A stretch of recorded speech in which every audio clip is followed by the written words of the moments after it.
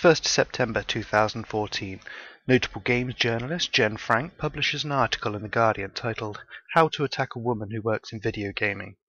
This piece has a similar tone to the Gamers Are Dead articles that were released just 4 days earlier.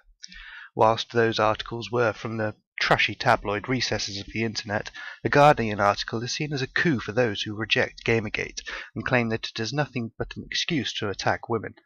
Jenn takes many of the talking points from the Gamers Are Dead articles, mainly focusing on the fact that notable YouTube personality Nobody and video game artiste Literally Who were harassed by the gaming community for having the audacity to have been born with vaginas. Whilst she frequently links to the Gamers Are Dead articles as sources, she refuses to mention Gamergate and thus gives no credence to the claims of ethical impropriety that were being discussed. It didn't take long for the article to find its way to the Gamergate forums.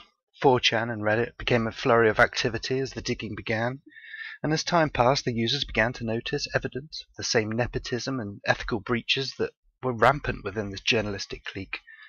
This is the part of the story that I would like to point you towards Super Bunny Hop's video, in which he interviews Dr. Greg Lisby, who just so happens to be an expert in journalistic ethics.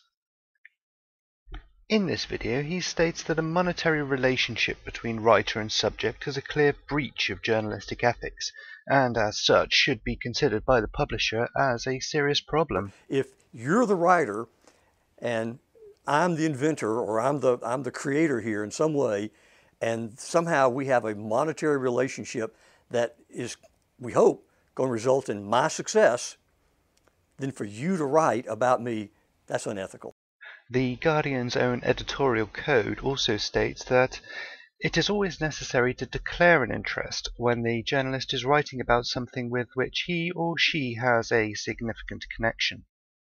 This is important, as it turned out that Jenn had failed to meet these standards.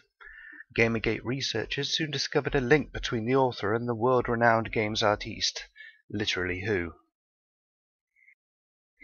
As it transpired, Jenn was using Patreon to support someone named Mayor Felix Kramer, and that this support was reciprocated. Mayor Kramer was in fact Literally Who's PR agent. A direct monetary link had been unearthed between the author and the subject of the Guardian's article.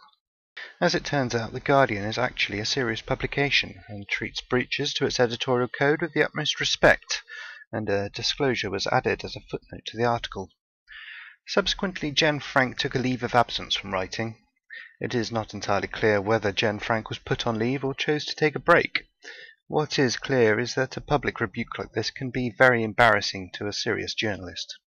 What was also clear was the reaction of the video games journalists. The lack of self-awareness was astounding.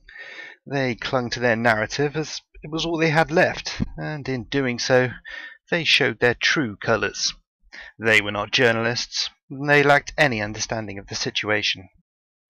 Not one thought to say that maybe it had just been a misunderstanding. No, they went straight to their default mode and screamed misogyny and harassment. After all, they had invested so much into painting this narrative that any acknowledgement that ethics may exist would have been devastating to their overinflated egos.